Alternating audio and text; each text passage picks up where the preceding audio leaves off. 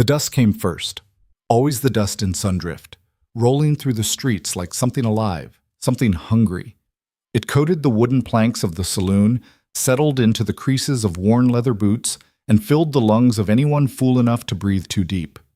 Mara Vale had been breathing it for 3 weeks now, and it hadn't gotten easier. She stood outside Briggs's general store, with a split lip and dirt ground into her knees, trying to remember what pride felt like. The answer wasn't coming. "Freakish thing, ain't she?" The voice belonged to Dalton Mace, a ranch hand with hands like slabs of meat, and a face that suggested his mother had been frightened by something ugly during pregnancy. He stood with 2 others, Vernon Kitch and a younger man Mara didn't know the name of, watching her with the kind of casual malice people reserve for animals they're considering putting down. Mara didn't look up. Didn't need to. She'd seen that look enough times to paint it from memory. "Heard she killed her own kin back east," Vernon offered, spitting tobacco juice that landed too close to Mara's hand. "Witchcraft or poison, depending on who's telling it." "Nah." The younger man scratched his stubbled jaw. "I heard she spread fever through a whole settlement, 30 dead in 2 weeks. None of it was true. Not a word. But truth didn't matter in places like Sundrift. Only the story mattered, and Mara's story had been written before she ever set foot in town. She'd arrived on a supply wagon 3 weeks back, paying her way by helping unload crates. The driver, a Bible-reading man named Herschel, had been kind enough at first. Asked her name, where she was headed, the usual things. She'd given him the first, stayed quiet on the second. By the time they rolled into Sundrift, his kindness had curdled into something else. He'd seen the ring on her finger, tarnished silver, too small now, cutting into the flesh, and asked about her husband. "Dead," she'd said. "How?" "Does it matter?" Apparently it did. By nightfall, Herschel had spread word that Mara was a widow of suspicious circumstances. By the next morning, the whispers had grown teeth. Cursed. Black widow. Unclean. In another town, maybe it wouldn't have stuck, but Sundrift was the kind of place where cruelty was currency and boredom bred violence. They'd needed someone to hate, and Mara had arrived gift-wrapped. "You gonna get up, or you planning to make a home down there?" Dalton's boot prodded her shoulder. Not quite a kick, but close enough. Mara's jaw tightened. Slowly, carefully, she pushed herself to her feet. Her dress, the only one she owned, was torn at the hem, stained with God knew what. The fabric had been blue once. Now it was the color of defeat. "Where you think you're going?" Vernon stepped into her path, blocking the narrow gap between the store and the saloon. "Away from you." It was the wrong thing to say. It was always the wrong thing to say. Vernon's hand shot out, fingers closing around her upper arm hard enough to bruise. "You got a mouth on you, witch. Someone ought to teach you to shut it." "Let go." "Or what?" He grinned, showing teeth stained brown. "You gonna curse me? Turn my blood to snakes?" The younger man laughed, a sound like breaking glass. Mara didn't fight. Fighting made it worse. She'd learned that the hard way. Twice. Once in the alley behind the boarding house where she'd tried to rent a room and been told they didn't house her kind. Once near the water pump when she'd refused to move fast enough for a woman who wanted her spot. Both times, she'd fought. Both times, she'd lost. So now she stood still, Vernon's grip turning her arm numb, and waited for whatever came next. What came next was Dalton grabbing her other arm.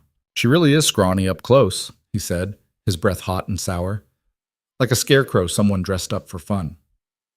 "Maybe she's got something under all those rags worth seeing." Vernon's grin widened. "What do you think, witch? You got anything worth our time?"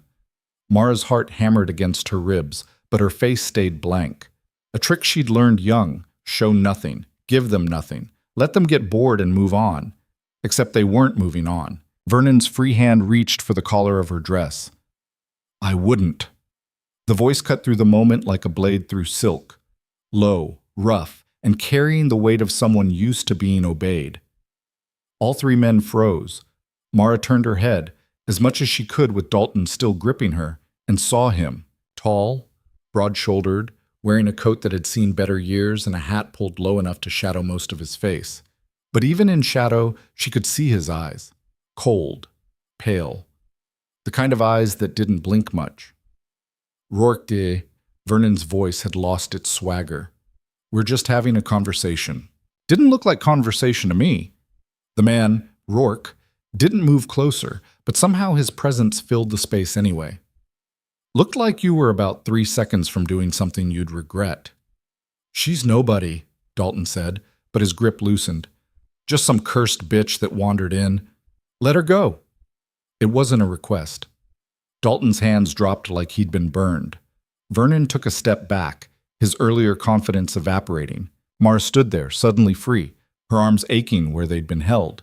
She didn't understand what was happening, didn't understand why the stranger cared. Rourke finally looked at her, really looked. His gaze traveled from her split lip to her torn dress to the ring cutting into her finger. Something flickered in his expression. Not pity, something harder than that. Recognition, maybe. Like he was seeing something he understood. You got somewhere to be? He asked her. Mara's throat felt tight. No. You got money? No. Family? Friends? No. He nodded slowly, like she'd confirmed something he already knew. Then he turned back to Vernon and Dalton. Go on, get out of here. They went, fast. The younger man practically tripped over his own feet in his hurry to leave. Mara and Rourke stood in the empty space they'd left behind, dust swirling between them. Thank you, she managed. The words felt foreign in her mouth. Don't thank me yet. He adjusted his hat, and for a moment she caught a better look at his face. Lined, weathered, a scar running through his left eyebrow. You know who I am? Rourke. That's what they called you. Calder Rourke. He said it like a confession. I own the Iron Stake Ranch, 5 miles west. You know what people say about me? Mara shook her head. They say I killed my first wife. Beat her to death one winter when the snow was too thick for anyone to hear her scream. He watched her face for a reaction. They say I shot a man in the back over a fence dispute and burned down a homestead with a family still inside. Is it true? Does it matter? He threw her own words back at her. In places like this, truth's got nothing to do with anything. He had a point. I'm leaving town day after tomorrow, Rourke continued, heading back to the ranch. You can come with me if you want. Mara's stomach dropped. Why would you? Not for that. His voice was flat. I need a wife. She almost laughed. Would have if her lip wasn't split. You don't even know me. I know enough. You're alive when you shouldn't be, and you don't cry easy. That's more than most can say. He tilted his head slightly. You stay here. You'll be dead inside a month. Maybe less. They'll work up the courage eventually, men like Vernon. They'll decide you're dangerous enough to put down. And nobody's going to stop them. But you did? Today. He let that sit between them. I won't always be here, and I'm only one man. Mara's mind raced, trying to find the trap. There had to be one. Men didn't offer help without wanting something, and what Rourke was offering wasn't help. It was a transaction. What's in it for you? She asked. Protection. He said it simply. I need a wife to keep the vultures off my land. Homestead law says a married man's claim is stronger. And there's a clause in my deed that reverts the land to the territorial government if I die without heirs or kin. A wife fixes that. So you want a legal shield. And you want to survive. He shrugged. Seems fair. It wasn't fair. Nothing about this was fair. But Mara had stopped believing in fair around the same time she'd stopped believing in mercy. What would you expect from me? The question came out harder than she meant. Work. The ranch doesn't run itself. Cooking, mending, helping with livestock when needed. He paused. I've got a separate room. You'd have your own space. I'm not asking for a real marriage, just the paperwork and the appearance. And if I say no, then you say no. I'll leave you be and you take your chances here. His pale eyes held hers. But we both know how that ends. Mara looked past him, toward the center of town. She could see the saloon from here, the boarding house beyond it, the church with its crooked steeple. In 3 weeks, this place had shown her exactly what it thought of her.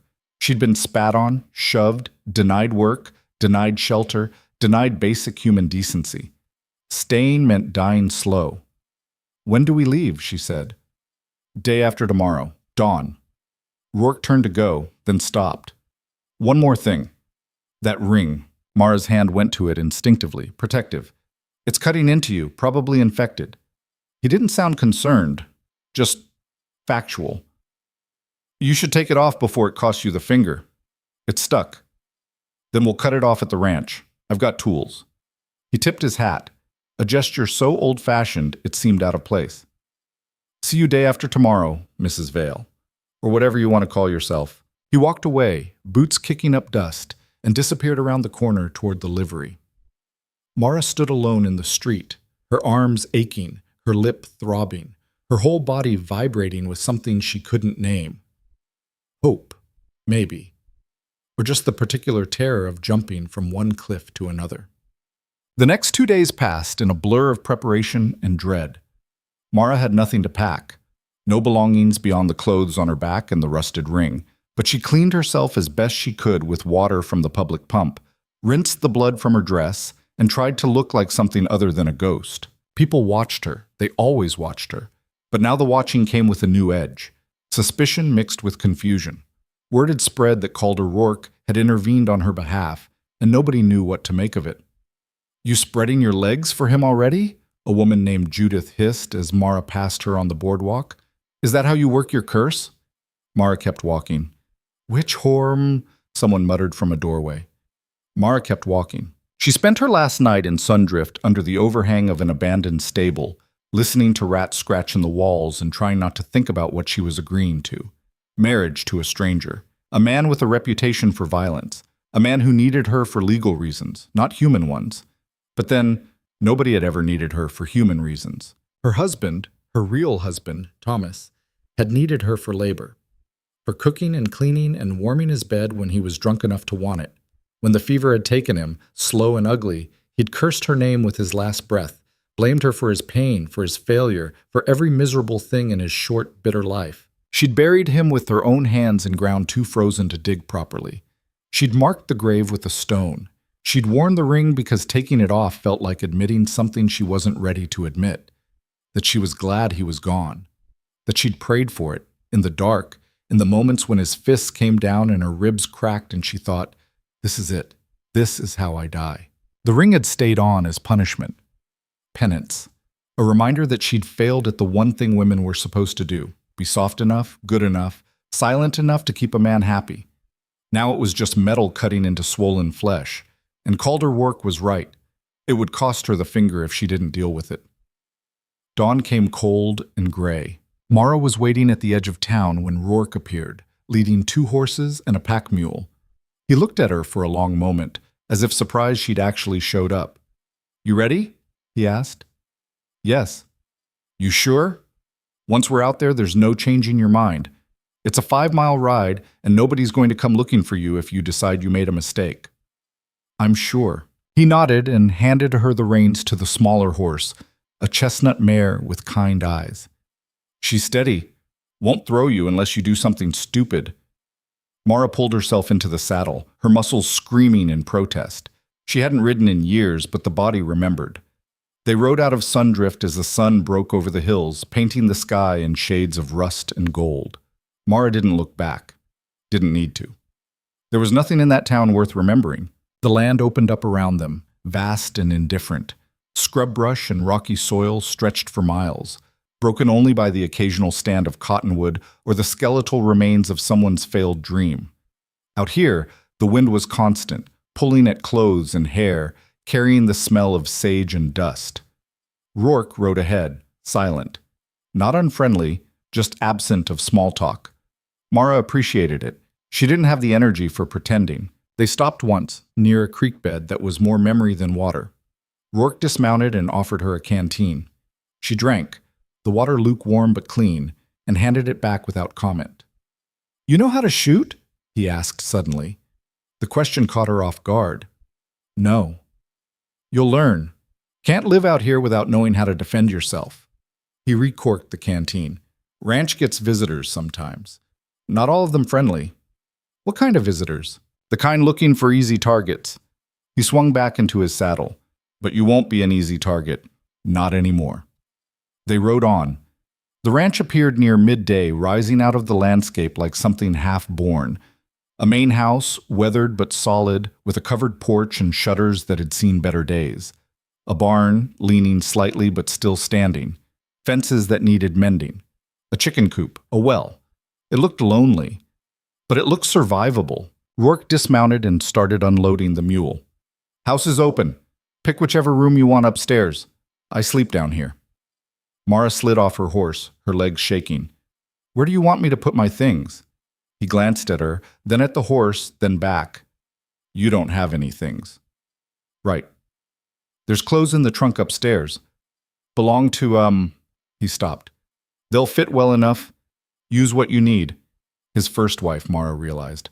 The one he'd supposedly killed. She climbed the porch steps, each board creaking under her weight, and pushed open the front door.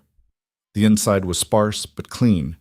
A kitchen with a cast-iron stove, a table with 2 chairs, a rocking chair by the fireplace, stairs leading up to the second floor. Mara climbed them slowly, her hand on the rail, and found 3 rooms. One clearly Rourke's, door open, bed unmade, clothes hung on pegs. The other 2 empty except for dust and the ghosts of whoever had lived here before. She chose the one farthest from his. The trunk sat at the foot of the bed, heavy and scarred with age. Mara opened it and found dresses, all plain, all practical. She pulled one out, dark gray, long sleeves, buttons up the front, and held it against herself. It fit. She changed quickly, folding her ruined blue dress and tucking it into the bottom of the trunk. Maybe she'd burn it later. Maybe she'd keep it as a reminder. Downstairs, Rourke had started a fire in the stove and was setting a pot of coffee to boil. He looked up when she entered, his gaze flicking over the new dress, then away. "Fits," he said. "Yes." "Good." He poured 2 cups of coffee, black and bitter, and handed her one. "We'll ride into town next week. Make it official. Get the marriage recorded, file the paperwork. Until then, you're here as hired help. Anyone asks, that's the story." Mara sipped the coffee. It burned all the way down. "What about the ring?" Rourke set his cup down and pulled a small metal file from a drawer. "Give me your hand." She hesitated, then extended her left hand. The ring had swollen the flesh around it, turning the skin an angry red. Rourke took her hand carefully, his grip firm but not rough, and positioned the file against the metal. "This is going to hurt," he said. "I know." He started filing, slow, steady strokes. The metal resisted at first, then began to give. Mara bit the inside of her cheek, tasting blood, but didn't make a sound. It took 20 minutes. When the ring finally split, Rourke pried it open and slid it off her finger. The skin beneath was raw, infected, weeping. "I'll get bandages," he said, dropping the ruined ring onto the table. Mara stared at it.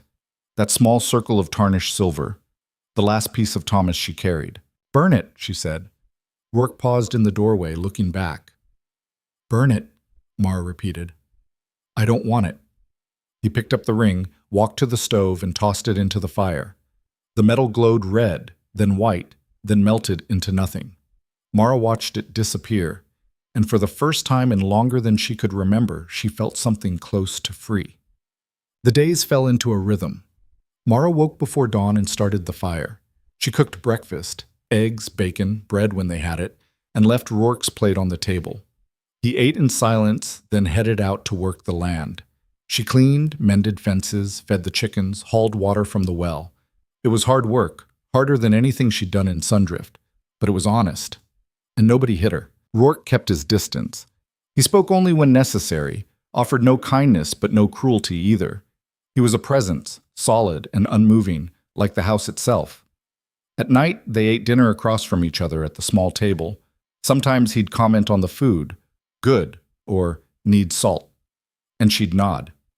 Sometimes they sat in complete silence, the only sound the crackling fire and the wind outside. It should have been unbearable, but Mara found it almost peaceful. On the 4th day, Rourke taught her to shoot. He set up bottles on the fence posts and handed her an old revolver, showing her how to load it, how to aim, how to breathe. "Don't close your eyes," he said when she pulled the trigger the first time and missed by a mile. "Keep them open. Trust yourself." She tried again, missed again. "You're flinching before the shot. Stop thinking about the noise. Think about the target." 3rd time, she hit the fence post. Not the bottle, but close. "Better," Rourke said. "Keep practicing." She did. Every evening after chores, she spent an hour shooting at bottles. Her aim improved slowly, grudgingly, but it improved. Rourke watched sometimes from the porch, arms crossed, expression unreadable. "Why are you doing this?" she asked one evening, lowering the gun. "Doing what?" "Teaching me, helping me." He was quiet for a long time. Then, "Because nobody taught me when I needed it, and I spent years learning the hard way." He pushed off the porch rail. "Figured I'd save you the trouble." It wasn't an answer. Not really. But it was something. About that. The visit came on the 8th day. Mara was hanging laundry when she heard the horses. 3 riders coming up the road at an easy pace. She froze, clothespins in hand, and watched them approach. Rourke emerged from the barn, rifle in hand but pointed down. The lead rider was a man in his 50s, gray-haired and solid, wearing a badge. Sheriff, Mara guessed. The other 2 were younger, deputies maybe, both armed. "Rourke," the sheriff called, reining in his horse. "Heard you took yourself a wife." News travels fast. It does when the woman's got a reputation. The sheriff's eyes found Mara. "That her?" "That's her." "She got a name?" "Mara," Rourke said before she could answer. "Mara Rourke now." The sheriff dismounted, slow and deliberate. "Mind if I have a word with her? Alone?" "I do mind, actually." "Rourke, I'm not here to cause trouble. Just want to make sure the lady's here of her own free will." He smiled, but it didn't reach his eyes. "You understand." Mara stepped forward before Rourke could argue. "I'm here because I want to be," she said, her voice steady. "Nobody forced me." The sheriff looked her over, taking in the dress, the bandaged hand, the way she stood with her shoulders back despite everything. "That's so." "Yes. You know what people say about him?" The sheriff jerked his chin toward Rourke. "About what happened to his first wife." "I know." "And you're not concerned?" Mara met his gaze. "I'm more concerned about what happens to women who don't have protection out here. I've seen it firsthand." Something shifted in the sheriff's expression. Not respect exactly, but recognition. "Fair enough." He remounted his horse. "Just remember, Mrs. Rourke, you ever need help, you come find me, day or night. I will." But they both knew she wouldn't. The riders left, kicking up dust. Mara watched them go, her heart still pounding. "You didn't have to do that," Rourke said quietly. "Do what?" "Defend me." Mara turned to look at him. "I wasn't defending you. I was defending myself." He almost smiled. Almost. They rode into town the following week to make it official. The clerk at the territorial office was a nervous man with ink-stained fingers who kept glancing at Mara like she might hex him if he made eye contact too long. He processed the paperwork quickly, barely looking at either of them, and handed Rourke the certificate with shaking hands. "Congratulations," he mumbled. Outside, Mara stared at the paper. Calder Rourke and Mara Vale, lawfully wed. "How do you feel?" Rourke asked. "Like I signed my life away." "You did." He folded the certificate and tucked it into his coat. "But at least now it's to someone who won't hurt you." It was the closest he'd come to a promise. They stopped at the general store on the way out of town. Mara needed fabric for mending, and Rourke wanted ammunition. Inside, people stared, whispered. A woman clutched her child closer when Mara passed. At the counter, the shopkeeper hesitated before taking Rourke's money. "Heard you got married," he said carefully. "You heard right. That woman, she really cursed, or is it just talk?" Rourke leaned forward slightly, his voice dropping. "Does it matter?" The shopkeeper paled and quickly handed over the change. Outside, Mara let out a breath she didn't know she'd been holding. "They'll always talk," Rourke said, mounting his horse. "Best to stop listening." Easier said than done. That night, back at the ranch, Mara sat on the porch and watched the stars. They were brighter out here, away from town, scattered across the sky like thrown dice. Rourke joined her after a while, settling into the rocking chair with a creak of wood. "You regret it yet?" he asked. "No. Give it time." They sat in silence. The wind moved through the grass, a sound like whispered secrets. "Did you really kill your wife?" Mara asked suddenly. Rourke didn't flinch. "No, she died in childbirth. Baby didn't make it either." His voice was flat, emotionless. "But people needed someone to blame, and I was convenient." I'm sorry. Don't be. It was a long time ago. He rocked slowly. What about you? Did you kill your husband? No. Mara pulled her knees up, wrapping her arms around them. Fever killed him, but I didn't warn him. That's not the same as killing him, isn't it? Rourke considered this. Maybe, maybe not. Depends on who's judging. Another silence, comfortable in its way. Thank you, Mara said quietly, for giving me a chance. Don't thank me yet, Rourke replied. We've got a long road ahead. But for the first time in years, Mara thought she might actually survive it, and that was more than she'd ever hoped for in Sundrift. The first month passed like water over stone, slow, relentless, wearing away at the sharp edges of who they'd been before. Mara learned the rhythms of the ranch the way you learn a new language, stumbling at first, then finding fluency in the repetition. Wake before sunrise. Start the fire, boil coffee so strong it could strip paint, fry whatever meat they had, eggs when the hens were generous.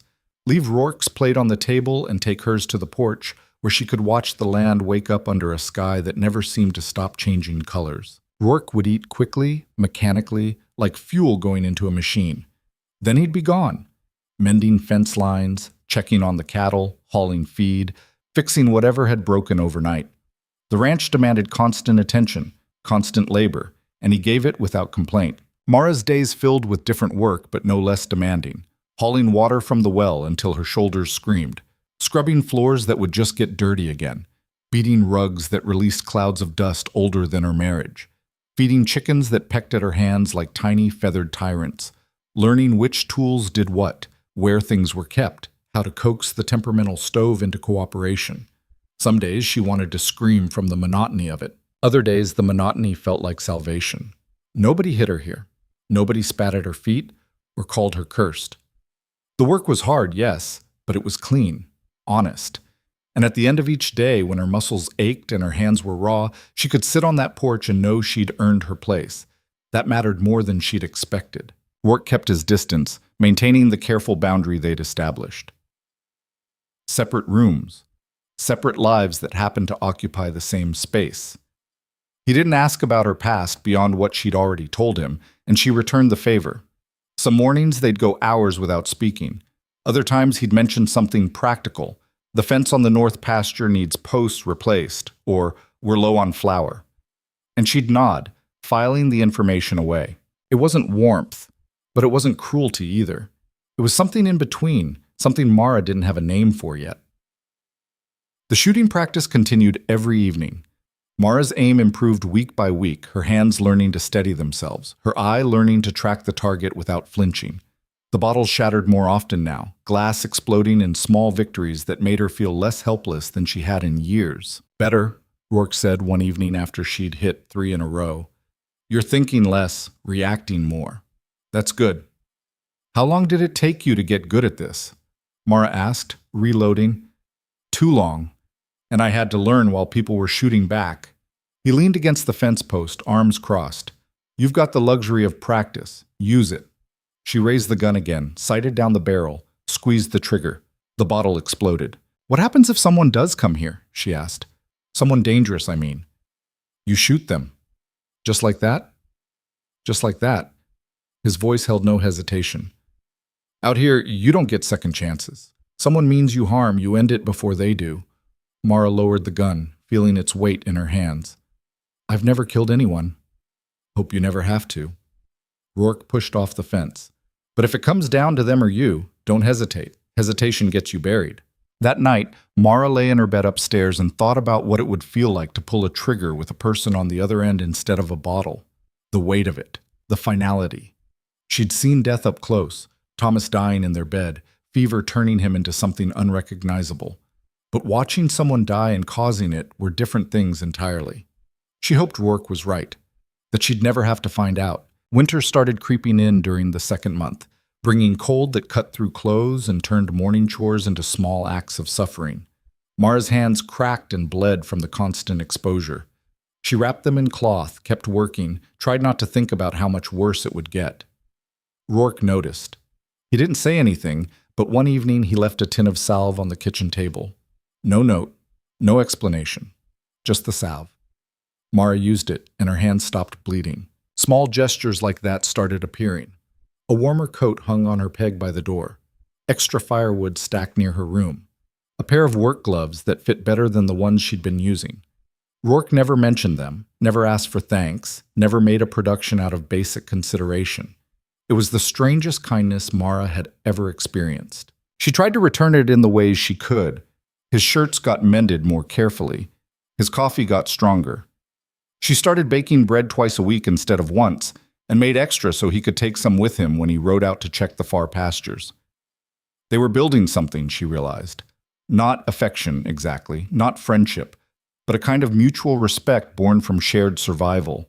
It was more than she'd had with Thomas in 6 years of marriage. The trouble started in the 3rd month, right when Mara was beginning to think maybe this arrangement could actually work. She was hanging laundry when the rider appeared, a single man on a gray horse, moving fast across the open ground toward the ranch. Mara dropped the shirt she was holding and ran for the house, grabbing the rifle Rourke kept loaded by the door. By the time she reached the porch, Rourke was already there, his own rifle in hand, watching the approaching rider with narrowed eyes. "You know him?" Mara asked. "Yeah." Rourke's jaw tightened. "His name's Harlow, works for Ezek Crane." The name meant nothing to Mara, but the way Rourke said it, flat, careful, told her everything she needed to know. The rider pulled up short of the porch, his horse dancing nervously. Up close, Mara could see he was young, maybe 20, with a thin face and eyes that kept moving, never settling on one thing for long. "Rourke," Harlow said, not bothering with pleasantries, "Mr. Crane wants to talk." "About what?" "Your land. Says he's made you a fair offer before and you turned him down. He's willing to negotiate." "There's nothing to negotiate. The land's not for sale." Harlow's gaze slid to Mara, lingering in a way that made her skin crawl. "Heard you got yourself a wife. That true?" "None of your business. Mr. Crane thinks it might be his business. See, he's been waiting for you to die or leave, but if you've got a wife, that complicates things." Harlow smiled, showing yellow teeth. "He wanted me to remind you that accidents happen out here, real easy, especially to women who don't know how to protect themselves." Rourke moved so fast Mara almost didn't see it. One moment he was standing on the porch, the next he had Harlow by the collar, dragging him halfway off his horse. "You tell Crane if he wants to threaten me, he can do it himself," Rourke said, his voice deadly quiet.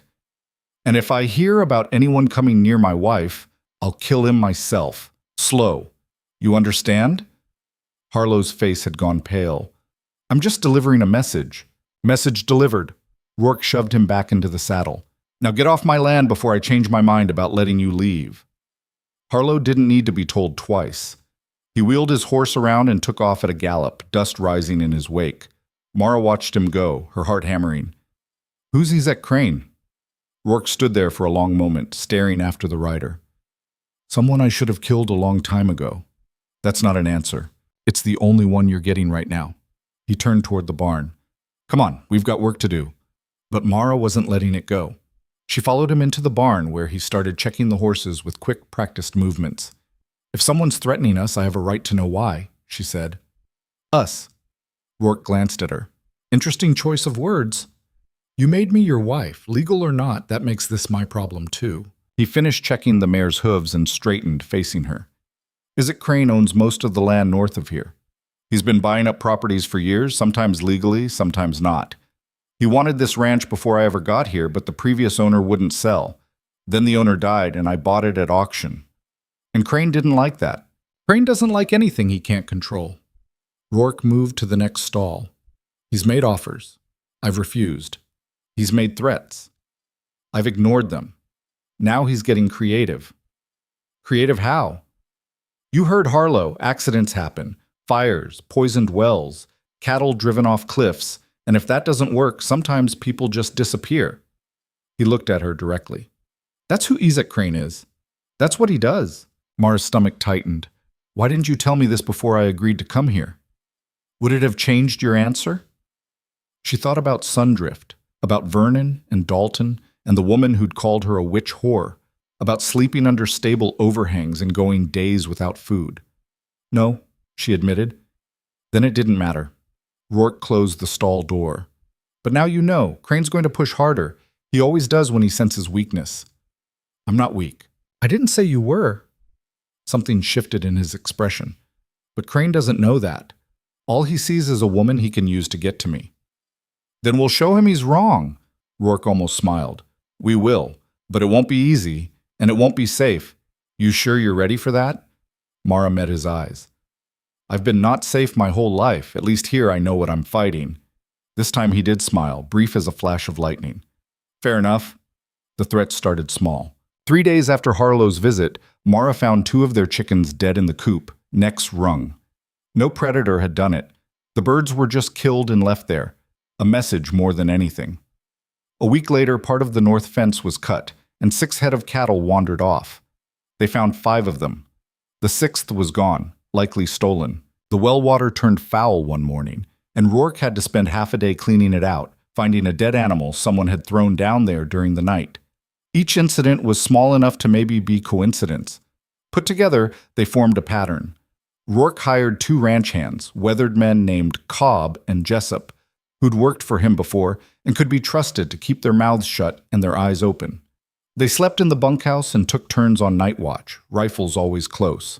We're going to lose money this way, Mara said one evening, watching Rourke count out wages for the hired men. We'll lose more if Crane runs us off. He folded the bills and tucked them into his pocket. This is the cost of staying. Is it worth it? Ask me again in 6 months. But Crane wasn't patient enough to wait 6 months. The fire came on a moonless night in early winter. Mara woke to the smell of smoke and the sound of Cobb shouting. She threw on clothes and ran downstairs to find Rourke already outside, bucket in hand, running toward the barn where flames were climbing the walls like hungry hands. She grabbed another bucket, filled it at the well, and ran. The heat hit her first, a wall of it that made her eyes water and her lungs seize. Rourke was already inside, leading horses out one by one, their eyes rolling white with terror. Cobb and Jessup worked the well pump, filling buckets and throwing water on the spreading flames. The feed room, Rourke shouted. If the grain catches, we lose everything. Mara ran for the feed room, throwing water on the door frame, the walls, anywhere the fire was reaching. Smoke filled her lungs, thick and choking. Her eyes streamed, her hands blistered from the heat. But they kept working. All 4 of them, moving like parts of the same desperate machine, fighting the fire bucket by bucket, horse by horse, minute by minute. It took 2 hours to get it under control. By the time the last ember was doused, Mara was covered in soot and ash, her dress burned in places, her hands shaking from exhaustion. The barn was half destroyed. One wall collapsed, the roof sagging dangerously, but it was still standing. Rourke stood in front of it, breathing hard, his face black with smoke. Everyone all right? He asked. Cobb nodded, coughing. Jessup gave a thumbs up. Mara just stared at the wreckage. This was Crane, she said. Not a question. Yeah. Rourke's voice was rough from smoke and rage. This was Crane. What are we going to do? He looked at her, and in his eyes she saw something cold and final. We're going to rebuild, and then we're going to make him regret this. The next morning, Rourke rode into Sundrift alone. Mara wanted to go with him, but he refused. I need you here. Cobb and Jessup are good, but if something happens, they'll need help. You're the only one who can shoot worth a damn. So she stayed, standing guard while the hired men started clearing debris from the barn, her rifle heavy in her hands. Rourke returned near sundown, his face grim. What happened?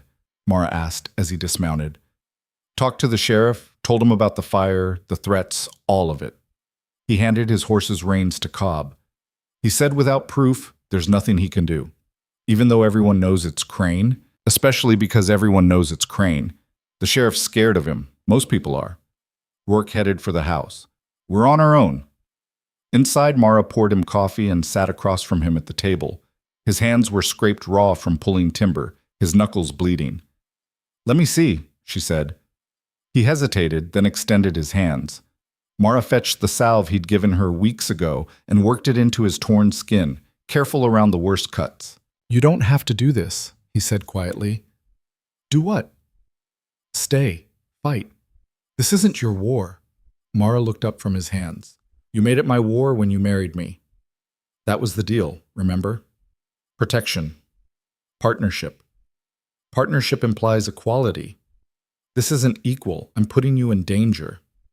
I've been in danger since the day I was born, Mara said. At least here I get to fight back. Rourke studied her face for a long moment. You've changed. So have you. How do you figure?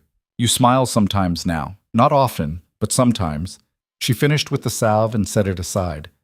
And you don't flinch when I get close. Neither do you. It was true. Somewhere in the last 3 months, they'd stopped moving around each other like strangers in a dangerous dance. The distance was still there, the boundaries still clear, but the fear had gone.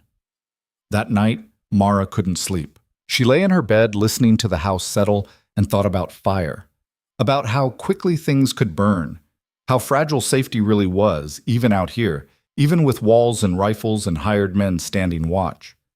Downstairs, she heard Rourke moving around. She got up, wrapped a shawl around her shoulders, and found him sitting at the table in the dark, a bottle of whiskey in front of him. Can't sleep either? She asked. Never could, after something like this. He poured a second glass without asking and slid it across to her. Figured you might need it. Mara sat and drank. The whiskey burned, but it was a clean burn, clarifying. How long do you think he'll keep this up? Crane? Until we leave or die. Those are the only outcomes he understands. Then we make sure there's a third option, which is he leaves or dies. Rourke raised his glass in a mock toast. I'll drink to that. They sat in the darkness, passing the bottle between them, not talking much but not needing to. Outside, the wind picked up, rattling the shutters. Somewhere in the distance, a coyote howled. I killed a man once, Rourke said suddenly. Mara waited. Not the ones people talk about. Those are lies. But there was one. In Abilene years back. He came at me with a knife in a card game. Said I'd cheated. I hadn't, but it didn't matter to him. He stared at the amber liquid in his glass. I shot him, center mass. He was dead before he hit the floor. Did you regret it? No, he would have killed me if I hadn't acted. Rourke took another drink. But I remember his face. Every detail. Sometimes I still see it when I close my eyes. Why are you telling me this? Because if this thing with Crane goes the way I think it will, you might have to kill someone too, and I want you to know what that means, what it costs. He met her eyes. It's not like shooting bottles. I know. Do you? Mara thought about Thomas, about the night she'd lain awake next to him, praying for him to stop breathing, about the relief she'd felt when he finally did. Yeah, she said, I think I do. The weeks that followed were tense, waiting for the next attack that never came. It was worse than the actual incidents, the not knowing, the constant vigilance, the way every sound at night could be a threat. But the ranch work continued. It had to. The cattle still needed tending. The barns still needed rebuilding. Winter was coming hard and fast, and they had to be ready. Mara worked alongside the men now, hauling timber for the new barn wall, learning how to swing a hammer properly, developing calluses on top of her calluses. Cobb taught her how to rope a steer. Jessup showed her how to tell when a cow was sick just by looking at it. She was becoming something she'd never been before. Useful, capable, someone who could hold her own. Rourke noticed. You're getting stronger, he said one afternoon, watching her lift a beam that would have been impossible for her a month ago. Had a good teacher. I didn't teach you that. No, you taught me to survive. I figured out the rest myself. He nodded, something like pride flickering across his face. Good. The second attack came just before Christmas, though nobody was celebrating anything that year. Mara was in the chicken coop when she heard the gunshot. She ran for the house, her heart in her throat, and found Jessup on the ground near the well, blood spreading across his shoulder. Rourke and Cobb were returning fire toward the tree line, where muzzle flashes showed at least 3 shooters. Get inside, Rourke shouted when he saw her, but Mara didn't get inside. She dropped behind the water trough, raised her rifle, and started shooting back. The bottles had prepared her for the kick of the gun, the noise, the focus required. What they hadn't prepared her for was the rush, the pure crystalline clarity that came from fighting for your life. She aimed, fired, aimed again, fired again. One of the muzzle flashes stopped. Nice shot, Cobb yelled. The shooters retreated, disappearing into the trees as quickly as they'd appeared. The silence that followed was deafening. Rourke ran to Jessup, kneeling beside him. How bad? Went clean through, Jessup gasped, his face pale. I'll live. Mara helped them get him inside, where she cleaned and bandaged the wound with hands that didn't shake until afterward. Only when Jessup was settled and the bleeding stopped did she allow herself to feel the fear. She went outside, walked to the far side of the porch, and vomited. Rourke found her there, wiping her mouth with the back of her hand. "First time's always the hardest," he said. "I shot someone. You defended your home. There's a difference." "Is there?" She looked at him. "Because right now it feels the same." "Give it time. The feeling doesn't go away, but it gets quieter." He handed her his canteen. "You did good today. Really good." Mara rinsed her mouth and handed it back. "One of them's out there bleeding because of me. And you're in here breathing because of you. I'll take that trade every time." That night, after Jessup was asleep and Cobb was on watch, Rourke and Mara sat at the kitchen table again. "This isn't going to stop," Mara said. "No." "So what do we do?" Rourke was quiet for a long time. Then, "We go after him first." "After Crane?" "He's waiting for us to run or break. We do neither. We take the fight to him." Rourke's eyes were hard. "But I need to know you're all in, because once we start down this road, there's no going back." Mara thought about the fire, about Jessup bleeding, about the person she'd shot today, whose face she'd never seen but whose death she might have caused. She thought about Sundrift, about being prey, about running and hiding and surviving on scraps. And she thought about this ranch, this strange partnership, this life she'd built from nothing. "I'm all in," she said. Rourke extended his hand across the table. Not a handshake exactly, something more binding than that. Mara took it, and whatever uneasy truce they'd been living under transformed into something else. Something harder. Something that felt dangerously close to trust. They spent 2 days planning, mapping out Crane's territory on paper spread across the kitchen table, marking the places where his men were known to gather, where his cattle grazed, where he kept his money and his secrets. Rourke had more information than Mara expected. He knew the layout of Crane's main ranch, the rotation of his guards, the names of the men who'd be loyal to the death, and the ones who worked for pay and nothing else. "You've been watching him," Mara said, tracing the lines he'd drawn showing fence boundaries and water access. "For 2 years. Ever since the first threat." Rourke tapped a spot on the map marked with an X. "This is his weak point. The North Pasture runs right up against federal land. No witnesses, no jurisdiction complications. If we're going to hit him, that's where we do it." "Hit him how?" "Cattle. He's got close to 300 head grazing up there this time of year. We scatter them, maybe drive some onto federal land where he can't legally retrieve them without paperwork that'll take weeks. It won't ruin him, but it'll hurt. And more importantly, it'll show him we're not afraid." Mara studied the map, seeing the risks immediately. "His men will be patrolling." "They will, which is why we go at night during the new moon, and we bring Cobb." "What about Jessup?" "He stays here, guards the ranch. Someone needs to be here in case this is what Crane's waiting for, us leaving the place vulnerable." Rourke folded the map carefully. "We leave tomorrow night. That gives us today to prepare." The preparation was meticulous. They checked every rifle, loaded extra ammunition, packed supplies for 2 days in the saddle. Rourke went over the plan 3 times, making sure everyone understood their role, where to meet if things went wrong, when to cut and run. "If shooting starts, you don't play hero," he told Mara. "You get out, get back here, and you live. Understand?" "Same goes for you." "I'm serious." "So am I." Mara met his eyes. "We're partners now. You said it yourself. That means nobody gets left behind." Rourke looked like he wanted to argue, but something in her expression stopped him. "Fine, but you follow my lead out there. I've done this before. You haven't." "What exactly have you done before?" His smile was grim. "Things I'm not proud of. Things that kept me alive." They left an hour after sunset the next day, riding north under a sky so black the stars looked like holes punched in velvet. The temperature had dropped hard, breath misting in front of their faces, frost already forming on the grass. Mara wore every layer she owned and still felt the cold working through to her bones. But the discomfort sharpened her focus, kept her alert as they navigated by starlight and Rourke's memory of the land. Nobody spoke. The only sounds were hoofbeats muffled by frozen ground and the creak of leather saddles. Cobb rode behind them, his rifle across his lap, his eyes constantly scanning the darkness. They reached the federal land boundary just before midnight and dismounted, tying the horses in a stand of cottonwoods where they'd be hidden from casual observation. "From here we walk," Rourke said quietly. "Stay low. Watch where you step. Cattle spook easy at night, and if they stampede wrong, we'll be the ones getting trampled." They moved through the darkness like ghosts, Rourke leading, Mara in the middle, Cobb bringing up the rear. The land rose and fell in gentle swells, deceptive in the dark, easy to trip on if you weren't careful. Mara's heart hammered so hard she was sure it would give them away.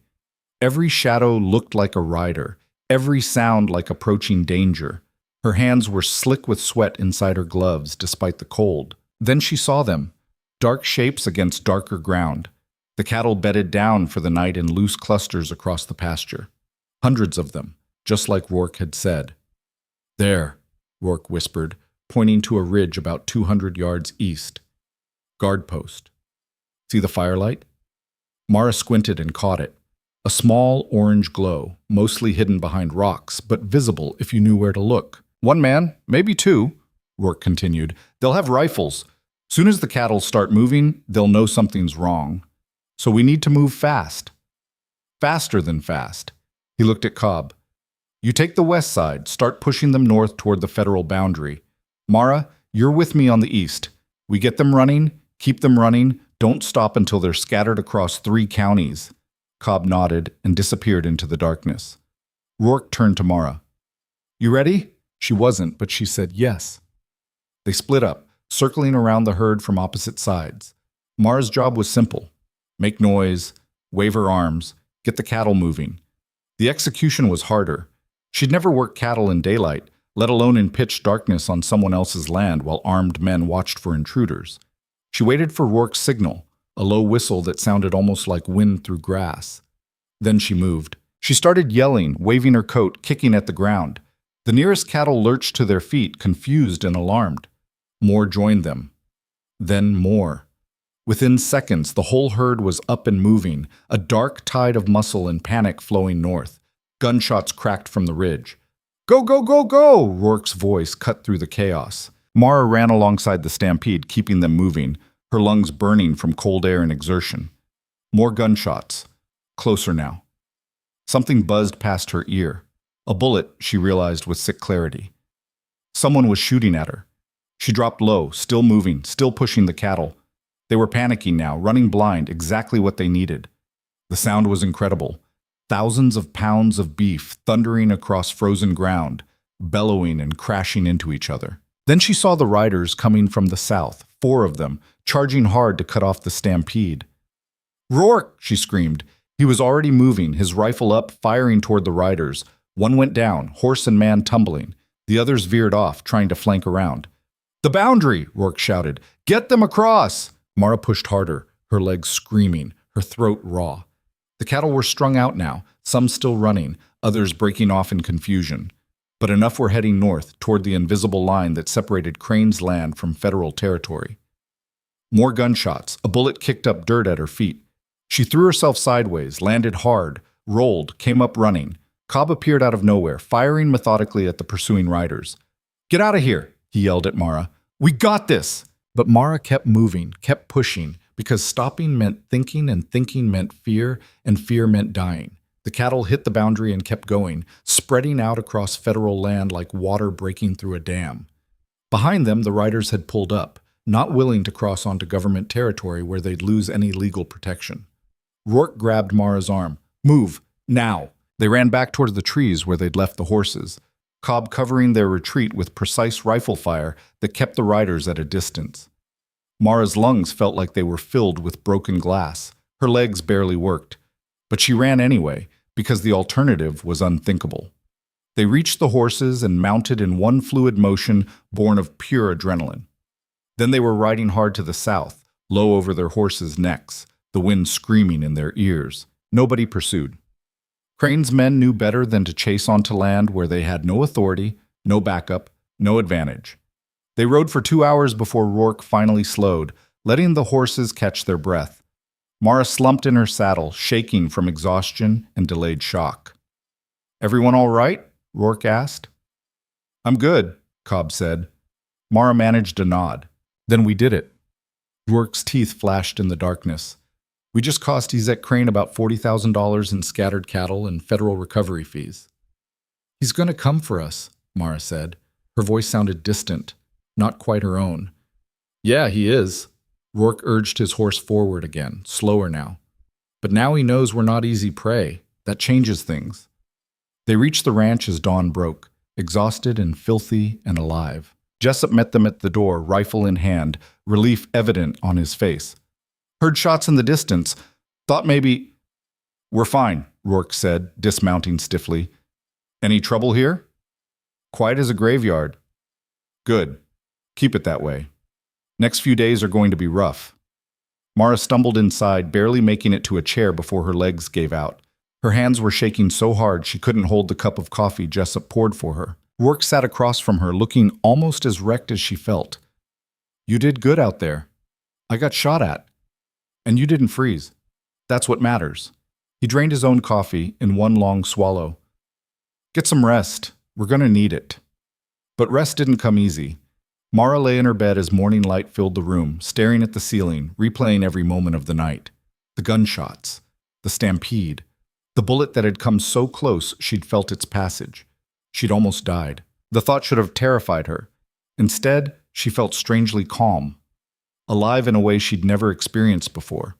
Like every color was brighter, every sound clearer, every breath more intentional. Was this what Rourke meant about things that kept him alive? This sharp-edged clarity that came from dancing with death and walking away? She finally slept around noon, dropping into unconsciousness like falling off a cliff. When she woke, the house was dark and someone was pounding on the door. Mara grabbed her rifle and ran downstairs to find Rourke already there, gun in hand, peering through a gap in the shutters. Who is it? She whispered. Don't know. Single rider. Unarmed, looks like. Could be a trick. Could be. But Rourke opened the door anyway, keeping his rifle ready. The man on the porch was older, maybe 60, wearing a suit too fine for ranch country. His horse stood behind him, flanks heaving like it had been ridden hard. Calder Rourke? The man asked. Who's asking? My name is Edmund Price. I'm a lawyer from Cheyenne. I represent Ezek Crane. He saw their weapons and raised his hands slowly. I'm here to deliver a message, nothing more. May I? Rourke considered, then lowered his rifle slightly. Talk. Price reached into his coat, carefully, clearly aware that sudden movements would get him shot, and pulled out an envelope. Mr. Crane wishes to extend an invitation. He'd like to meet with you tomorrow, noon, at his ranch, to discuss a mutually beneficial arrangement. What kind of arrangement? That's between you and Mr. Crane. I'm just the messenger. Price held out the envelope. He's offering a temporary truce for the meeting. You have his word that no harm will come to you on his property. His word means nothing, perhaps, but he's offering it nonetheless. Price's eyes were shrewd, taking in the shabby ranch, the tension in Rourke's shoulders, the way Mara stood with her rifle like she knew how to use it. You cost him a significant amount of money last night. He's willing to negotiate rather than escalate. I'd call that progress. Rourke took the envelope without opening it. Tell Crane I'll think about it. He needs an answer by sunrise. Then he'll have one by sunrise? Price nodded and mounted his horse. For what it's worth, Mr. Rourke, I think you should take the meeting. Mr. Crane can be reasonable when he wants to be, and unreasonable when he doesn't. He tipped his hat to Mara. Ma'am. Then he rode off into the gathering darkness. Rourke closed the door and opened the envelope. Inside was a single sheet of expensive paper with a handwritten note. You've made your point. Now let's talk like civilized men before this gets any uglier. Come alone, come armed if it makes you feel better, but come. We can end this, or we can finish it. Your choice.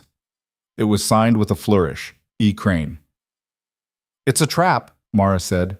Probably. So you're not going. Rourke set the note on the table. I have to. If there's even a chance of ending this without more bloodshed, I have to take it.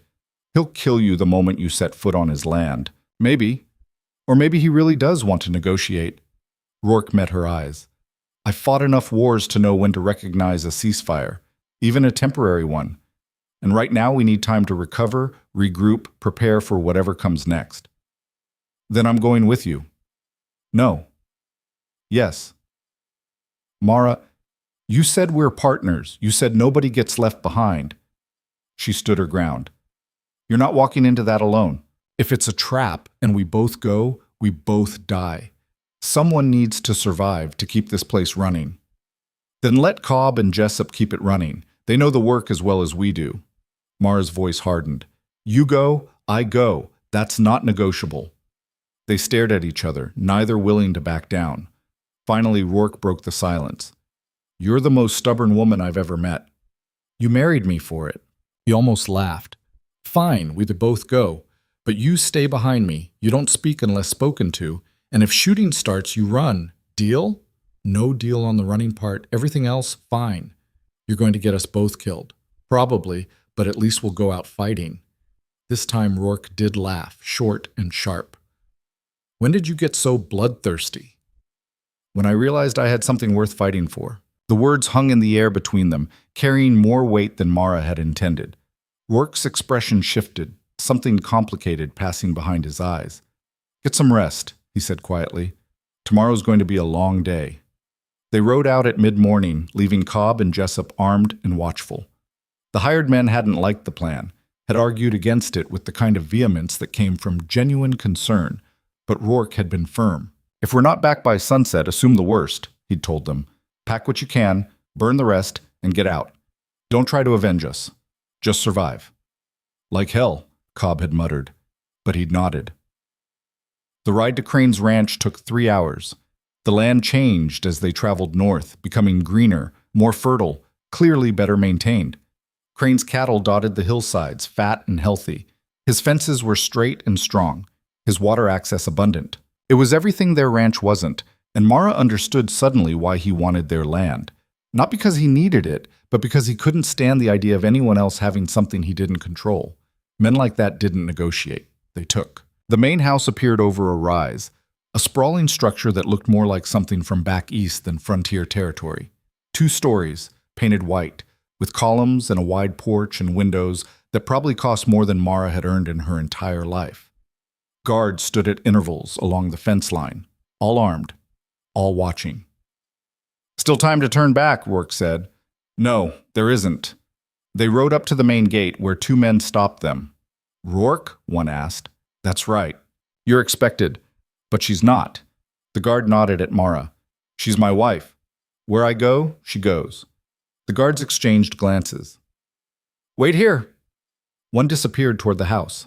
5 minutes later, he returned with another man, tall, silver-haired, wearing clothes that probably cost more than a good horse. Even from a distance, Mara could feel the authority radiating from him. Ezek Crane. He approached the gate with the easy confidence of someone who'd never had reason to fear anything. Up close, his face was handsome in a weathered way, his eyes sharp and calculating. Calder Rourke, he said, his voice smooth. I'd heard you'd gotten yourself a wife. Didn't expect you to bring her to our meeting. I don't go anywhere without her anymore.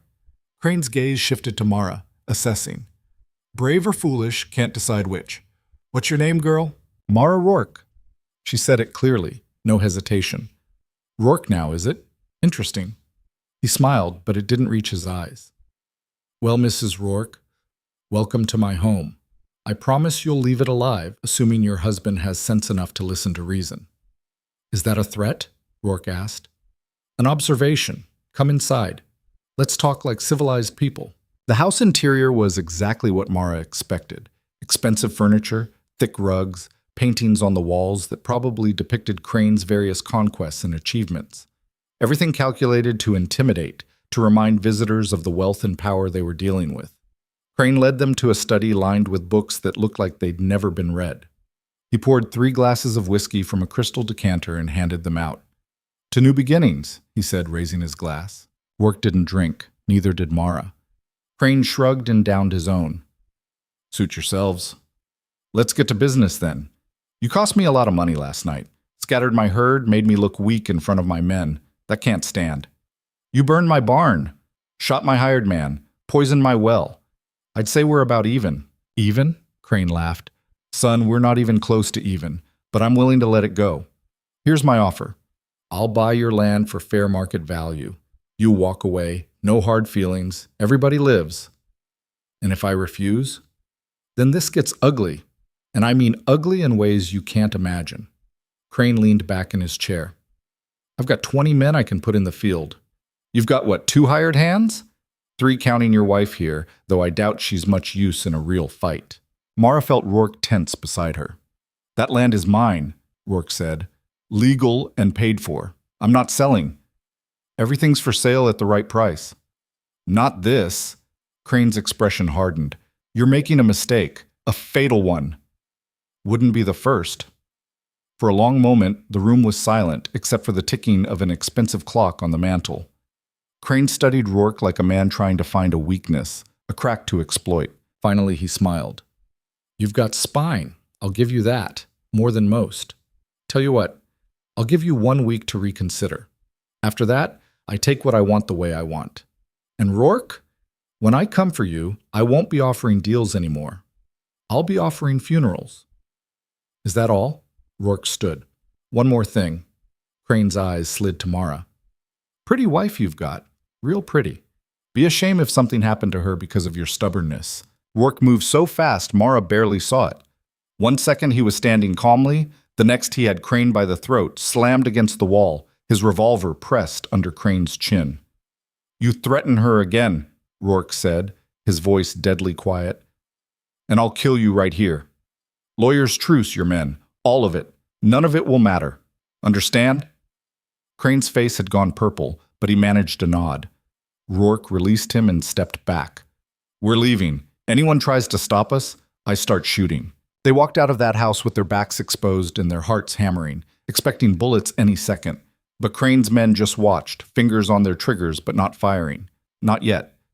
They mounted their horses and rode away at a careful pace, not running, not showing fear. It was only when they were a mile out that Mara let herself breathe. That went well, she said. Rourke barked a laugh, sharp and humorless. We've got 1 week before he comes with everything he has. We need to be ready. How do we get ready for 20 armed men? Very carefully, and with a lot of luck. But luck, Mara was learning, was just another word for desperation. They spent the week preparing for war.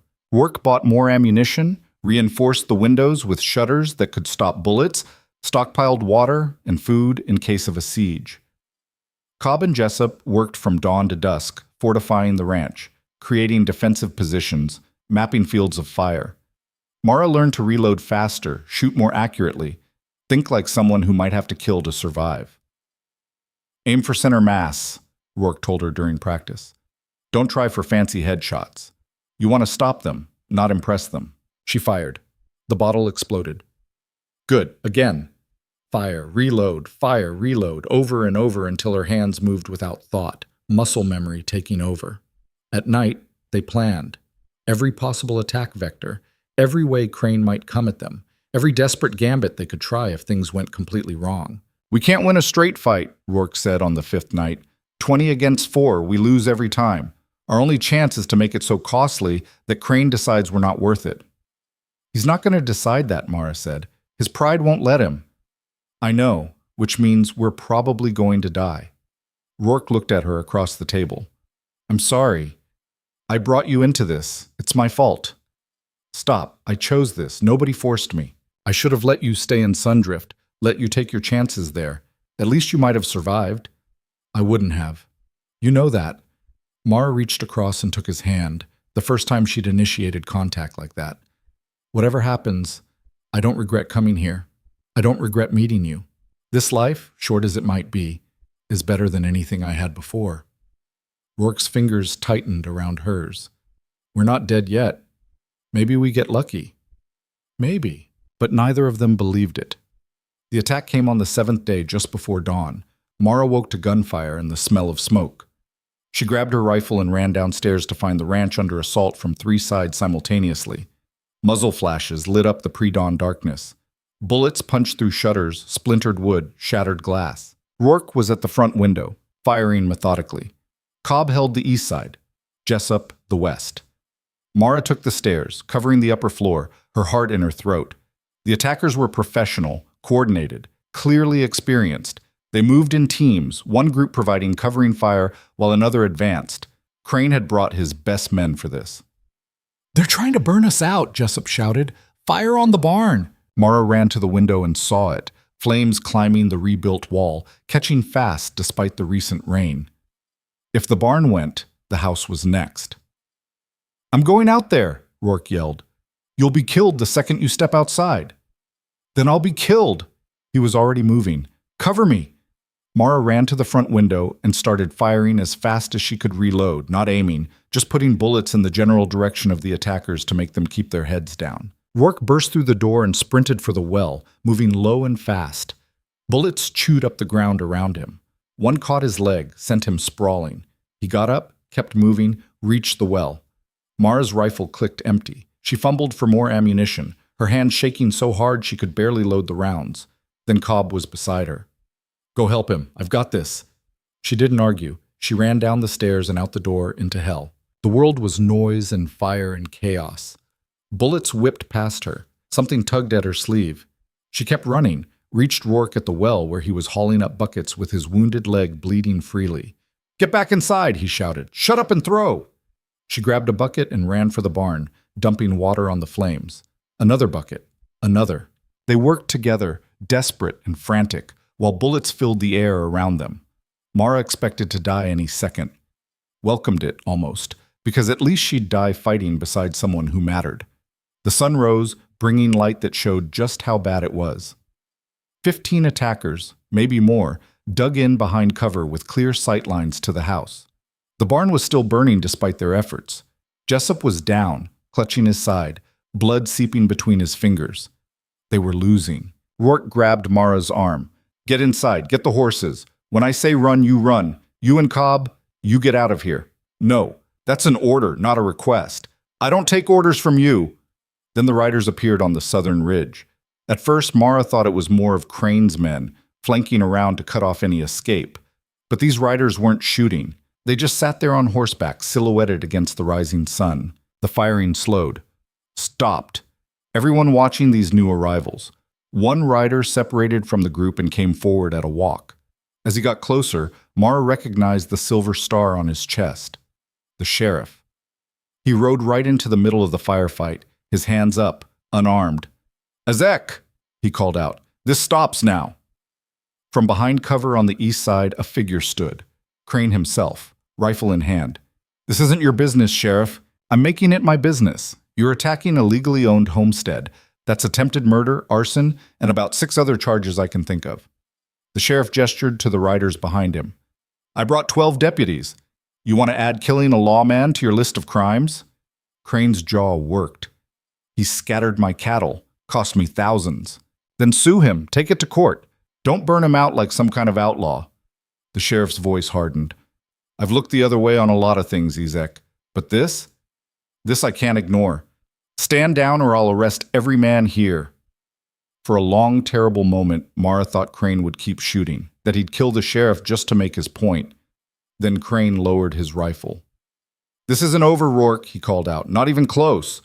"Looking forward to it," Rourke shouted back. Crane and his men mounted up and rode off, leaving behind bullet casings and blood and the smell of smoke. The sheriff dismounted and walked to where Rourke stood, leaning heavily on Mara. "You hurt bad. I'll live. Thanks for showing up when you did." "Don't thank me.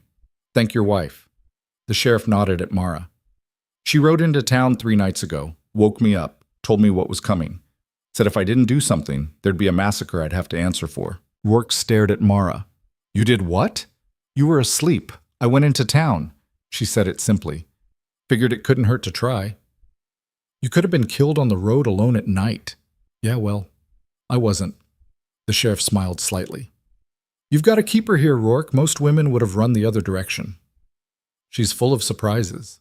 I'll make sure Crane understands that if he tries this again, he'll be answering to territorial law. But watch your back.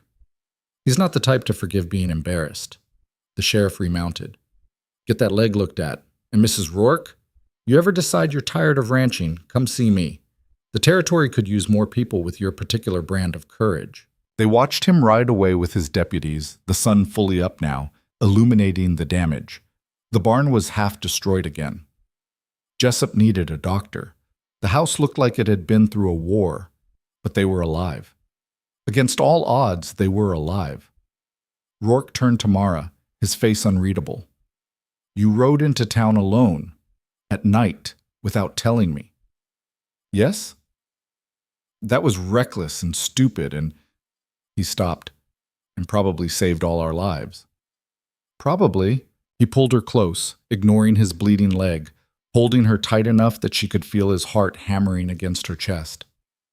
Don't ever do that again, he said into her hair. Can't promise that. I know. He pulled back, looked at her. Thank you. It was the first time he'd said it and meant it. Mara nodded, suddenly unable to speak around the lump in her throat. They had survived, but the war was far from over. The doctor came from town 2 hours after the sheriff left, a thin man with wire-rimmed glasses and hands that shook slightly as he worked. He dug the bullet out of Rourke's leg while Mara held him down, feeling every muscle in his body go rigid against the pain. Clean shot, the doctor said, threading a needle. Missed the bone, missed the major vessels. You're lucky. Doesn't feel lucky, Rourke growled through gritted teeth. You're alive, that's lucky enough. The doctor started stitching, quick, efficient movements. This is going to hurt. It did. Mara felt it in the way Rourke's hand crushed hers, the way his breathing went shallow and fast. But he didn't scream, didn't pass out, just endured it the way he seemed to endure everything. Jessup had it worse. The bullet had cracked 2 ribs and torn through muscle, leaving him pale and sweating on the kitchen table while the doctor worked. Cobb stood nearby, his own arm bandaged where a bullet had grazed him, watching with the kind of stillness that came from seeing too many friends hurt. He needs rest, the doctor said when he finished. Both of them do. No heavy lifting for at least 3 weeks. 3 weeks? Rourke tried to sit up. We don't have 3 weeks. The ranch will still be here when you heal. The doctor packed his instruments. Push yourself now. You'll tear these stitches, get infected, maybe lose the leg. That what you want? Rourke fell silent. The doctor turned to Mara. You'll need to keep the wounds clean. Change the dressings twice a day. Watch for fever, swelling, red streaks. Any of that shows up, come get me immediately. I will. And get some rest yourself. You look half dead. Mara glanced at her reflection in the window glass. Face smudged with soot, hair wild, eyes hollowed out from exhaustion and fear. Half dead seemed generous.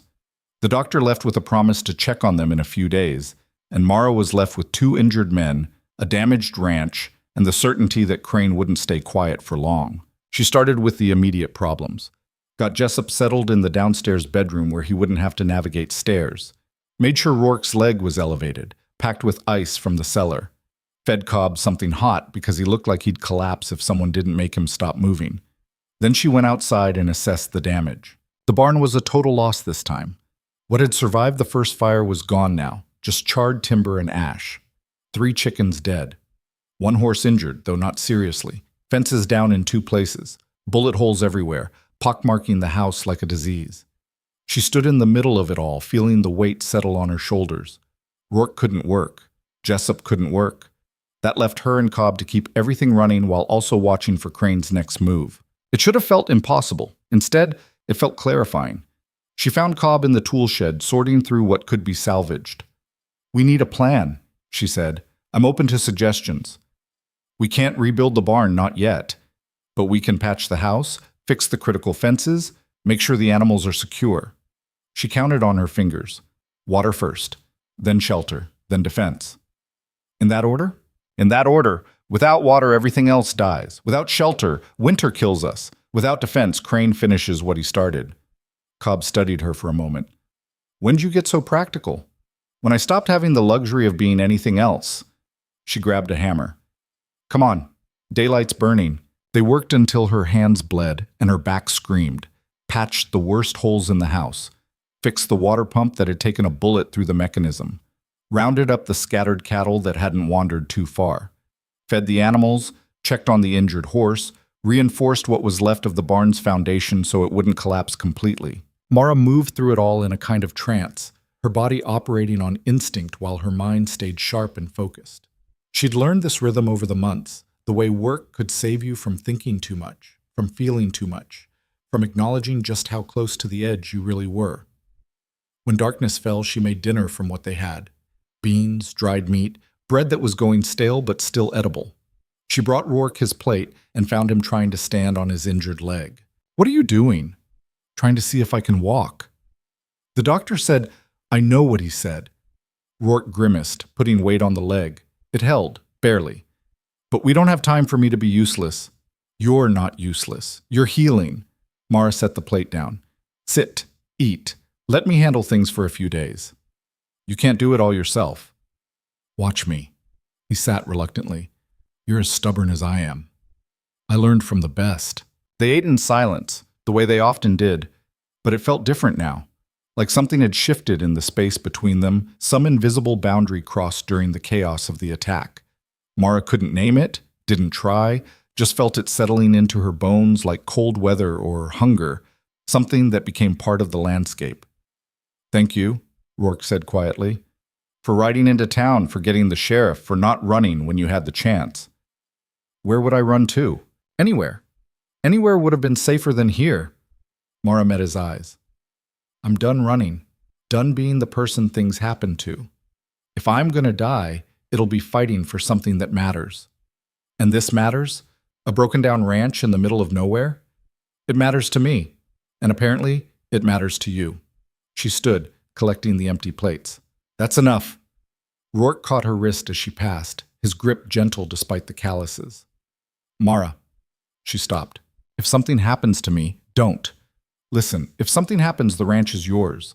Legal papers are in the lockbox in my room. Everything's in both our names now. You'd own it outright. I don't want to own it without you." The words surprised them both. Rourke let go of her wrist slowly. "Yeah. Well, let's try to avoid that scenario." "Good plan." She went upstairs with her heart doing strange things in her chest, things she didn't have time to examine. Sleep came hard, haunted by gunfire and flames, but when it came, it was deep and dreamless. The next morning brought a visitor Mara hadn't expected. She was hauling water when she saw the wagon approaching, small, drawn by a single tired-looking mule, driven by a woman in a faded dress and bonnet. Mara grabbed her rifle and waited. The woman pulled up outside the fence and climbed down carefully, like her bones hurt. Up close, she looked maybe 50, weathered by hard living, but her eyes were sharp and kind. "Mrs. Rourke?" she called. "That's right. My name's Sarah Hobbs. I live about 8 miles east, over the ridge. Heard about the attack. Brought some things." She gestured to the wagon bed, which was loaded with supplies, food, bandages, even a few chickens.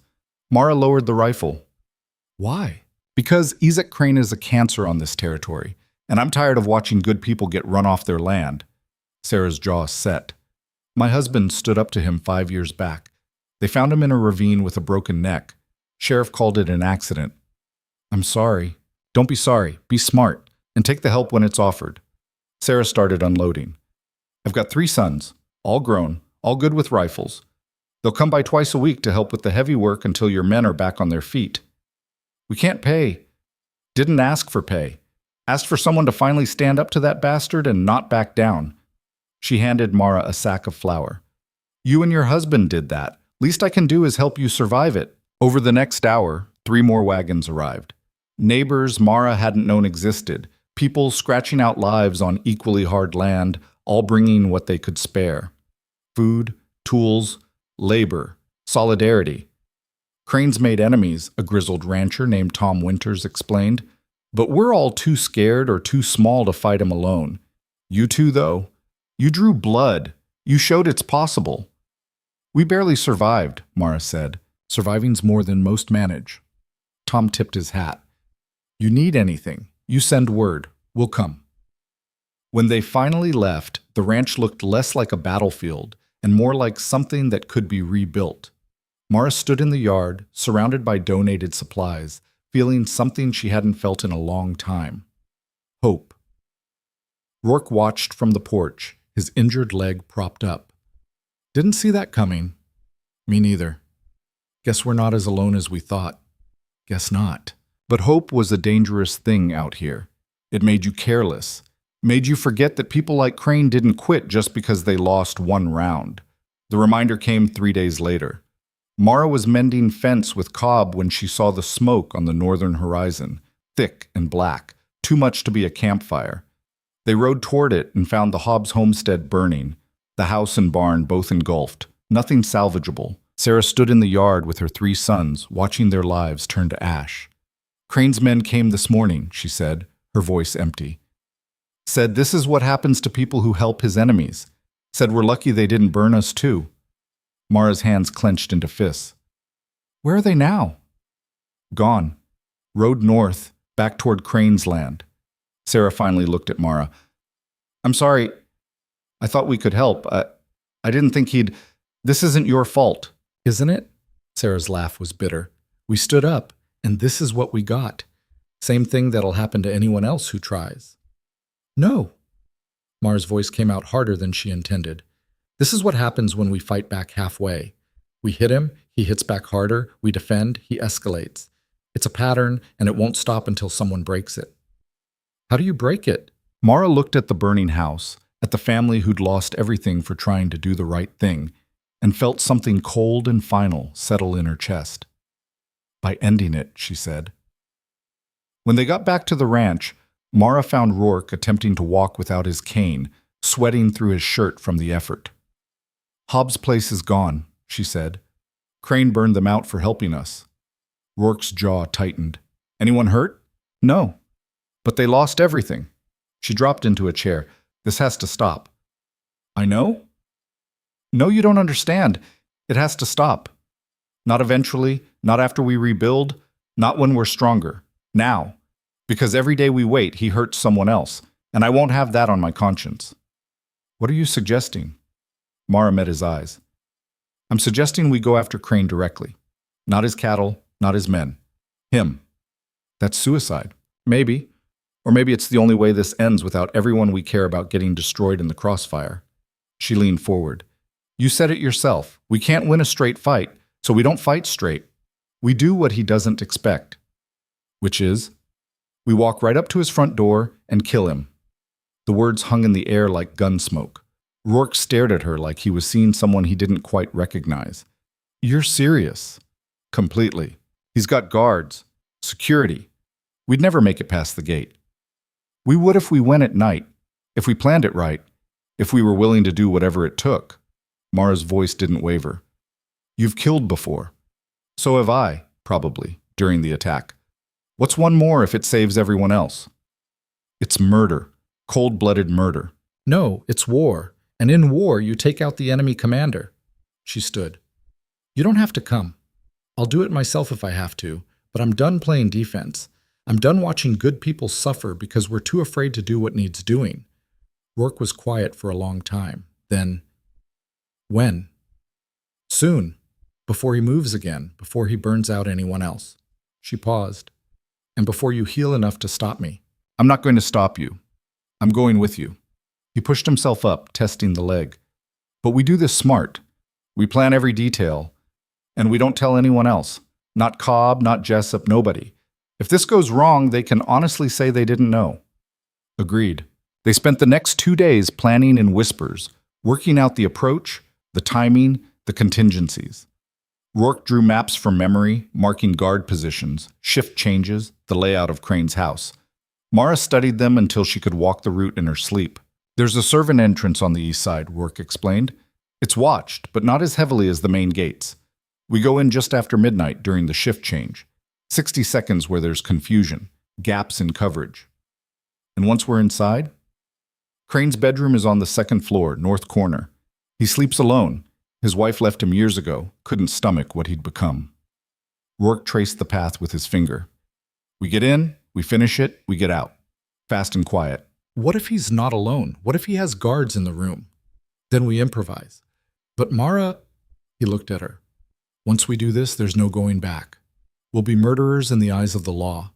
The sheriff won't be able to protect us, even if he wanted to. I know. And you're still willing? She thought about Sarah Hobbs watching her home burn, about Jessup bleeding on the kitchen table, about all the people Crane had destroyed over the years, would continue destroying if someone didn't stop him. I'm willing, she said. The night they chose was moonless and cold, clouds covering the stars like a shroud. They left the ranch after dark, telling Cobb they were checking the northern fence line. He didn't believe them, Mara could see it in his eyes, but he didn't ask questions either. They rode slow and careful, Rourke favoring his injured leg but managing. Neither spoke. There was nothing left to say that hadn't been said already. Crane's ranch appeared as a scattering of lights in the darkness. They dismounted a mile out and approached on foot, moving through scrub brush and around patches of open ground, where the moonlight might have exposed them if there'd been any moonlight. The servant entrance was exactly where Rourke remembered. A small door, poorly lit, with 2 guards visible nearby. They waited in the darkness, barely breathing, counting down the minutes until shift change. Midnight came. The guards left their posts, heading toward the main house where the replacements would meet them. 60 seconds of opportunity. Mara and Rourke moved. The door was locked, but old. Rourke had it open in 5 seconds with a piece of wire. They slipped inside into a narrow hallway that smelled of kitchen grease and wood smoke. No one challenged them.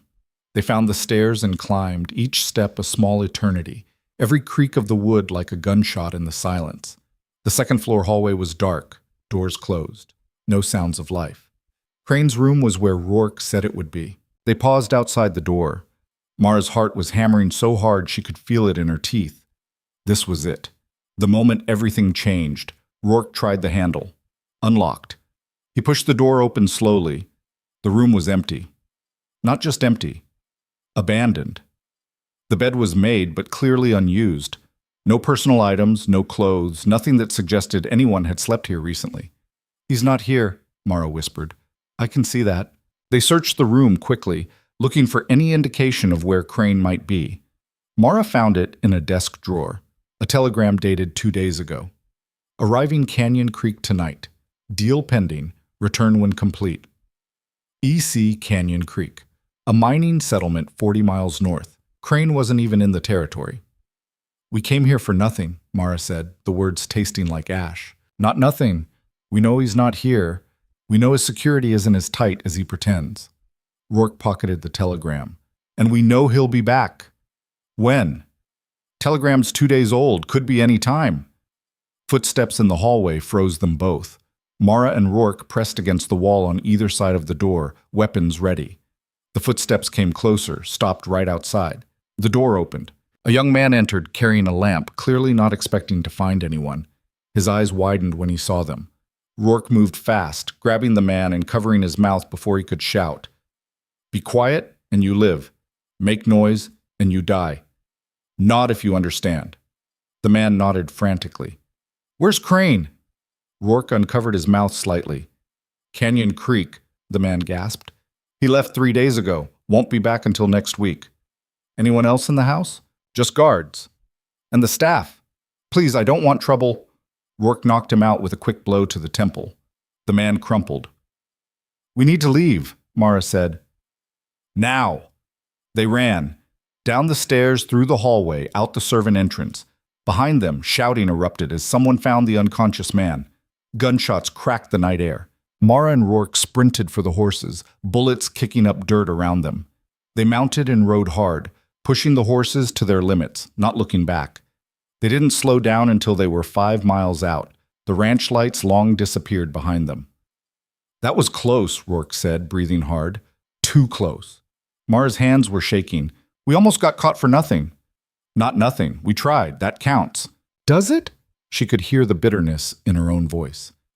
"Crane's still out there, still a threat, and now he'll know someone broke into his house. He'll tighten security, be more careful. We just made everything harder." "Maybe. Or maybe we showed him he's not untouchable." Rourke slowed his horse to a walk. "Either way, we're alive. That's what matters." But Mara wasn't sure that was true anymore. They reached the ranch near dawn to find Cobb waiting on the porch, rifle across his knees. "Fence inspection go all right?" he asked dryly. "Ran into some trouble," Rourke said. "I bet." Cobb stood. "Jessup's asking for you. Says his ribs feel wrong." Mara went to check on Jessup and found him pale and sweating, his breathing shallow. She unwrapped his bandages and saw the infection spreading, red streaks radiating from the wound, the flesh hot and swollen. "We need the doctor," she said. "Already sent Cobb for him an hour ago," Jessup managed. I think this is bad, Mrs. Rourke. You're going to be fine, like Don't lie to me. I can feel it. He coughed, wincing. If I don't make it, you're going to make it. If I don't, he continued stubbornly, tell my sister in Omaha what happened. Tell her I went down fighting something that mattered. You're not going anywhere except back to health. But Mara's hands shook as she changed his bandages. The doctor arrived and worked quickly, lancing the infection, packing the wound with clean cloth soaked in carbolic acid. Jessup screamed through a leather strap between his teeth. It's bad, the doctor told them afterward. Infection's in the blood. He might pull through, might not. Next 24 hours will tell. Mara sat with Jessup through the night, changing his bandages, wiping his forehead when the fever made him delirious. He rambled about his childhood, about his sister, about a girl he'd loved who'd married someone else. I'm sorry, he said at one point, his eyes focusing on Mara. Sorry I wasn't tougher. Should have been able to take a bullet without falling apart. You took a bullet defending this place. That makes you the toughest person I know. He smiled weakly. You're a terrible liar, ma'am. Good thing I'm not lying. Jessup died just before sunrise, slipping away so quietly Mara almost didn't notice. One moment he was breathing, the next he wasn't, and the space he'd occupied felt suddenly vast and empty. She sat there for a long time, holding his cooling hand, thinking about all the ways this fight had cost them. Rourke found her there and knew without asking. He was a good man, he said quietly. He deserved better than this. Yeah, he did. Rourke put a hand on her shoulder. We'll bury him proper. Say the words. Mark the grave. They buried Jessup on a hill overlooking the ranch, in a spot where he could see the whole valley. Cobb carved a marker from wood.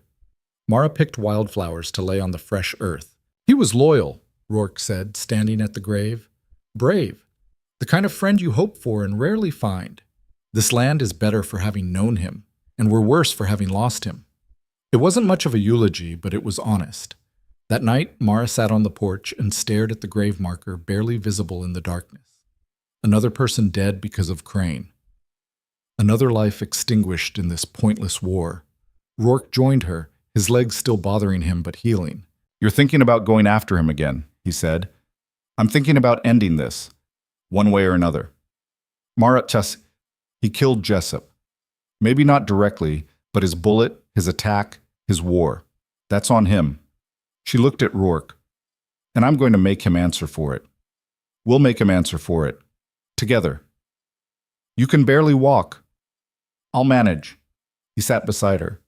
You're not doing this alone. Not anymore. They sat in silence, two broken people planning murder under an indifferent sky. And somewhere in the distance, a coyote howled like it was mourning with them. Word came 6 days later that Crane was back. A writer brought the news. Not one of Crane's men, but Tom Winters from the neighboring ranch, his face grim as he delivered the message. He rode in yesterday with 12 new guns, Tom said. Hired men from Canyon Creek, the kind who kill for wages and don't ask questions. And he's been talking, saying things about what he's going to do to you both. Ugly things. Mara and Rourke exchanged glances across the kitchen table. How long do we have? Rourke asked. Hard to say. Could be days, could be hours. But he's not done with you, that's certain. Tom shifted his weight. My offer still stands. You need help. We'll come. All of us. No. Mara's voice was firm. We've already gotten Jessup killed. I won't risk anyone else. It's our choice to make. And we're choosing to handle this ourselves. She stood. But thank you. For everything. After Tom left, Mara walked to Jessup's grave and stood there for a long time, thinking about sacrifice and vengeance and the thin line between justice and murder. Rourke found her there as the sun was setting, painting the sky in shades of blood and fire. You're planning something, he said. I'm planning to finish this, tonight. She didn't look at him. Crane thinks he can wait us out, wear us down, eventually take what he wants. He's wrong. What are you suggesting?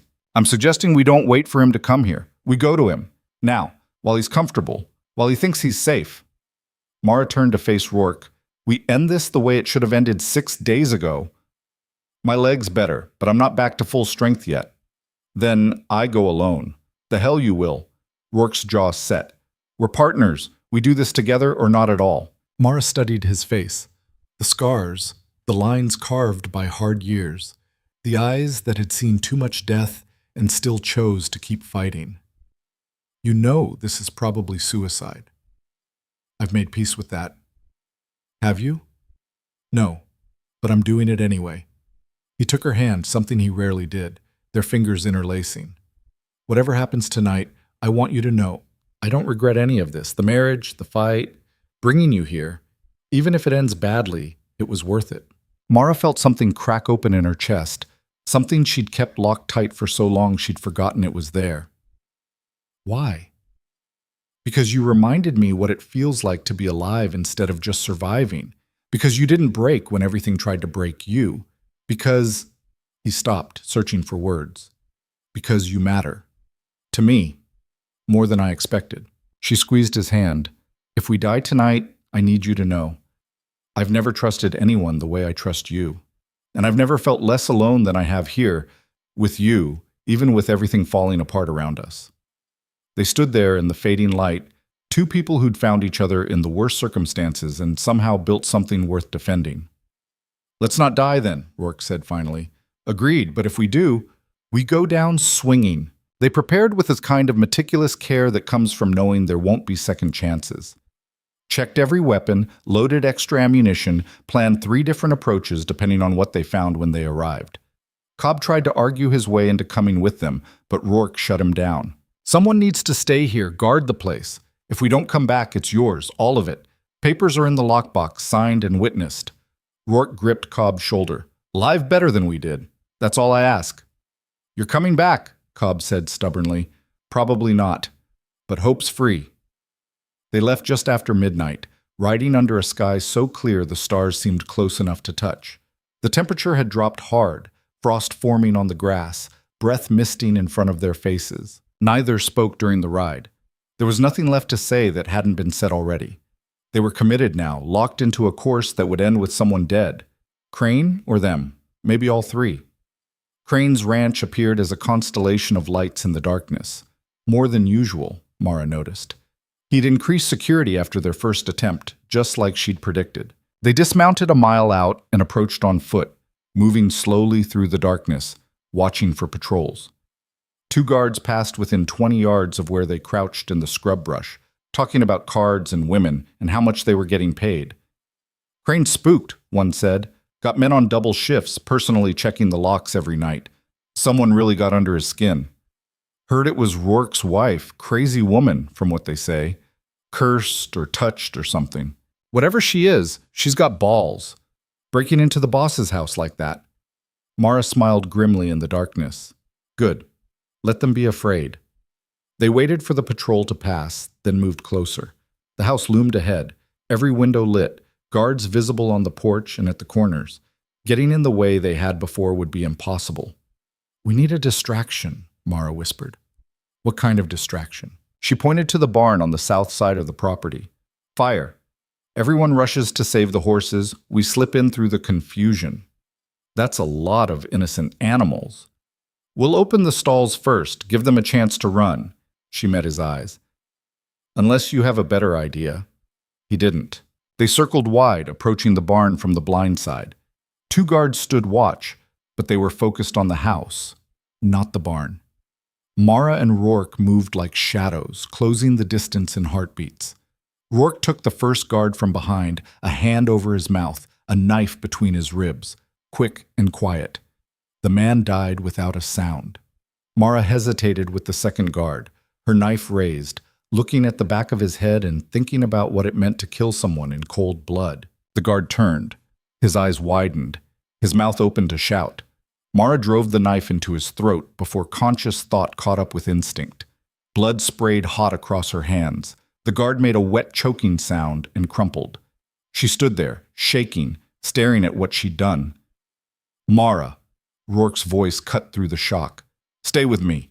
We're not done. She nodded, unable to speak, and followed him into the barn. They moved quickly, opening every stall, driving the horses out into the night. The animals sensed the danger and ran willingly, disappearing into the darkness in a thunder of hoofbeats.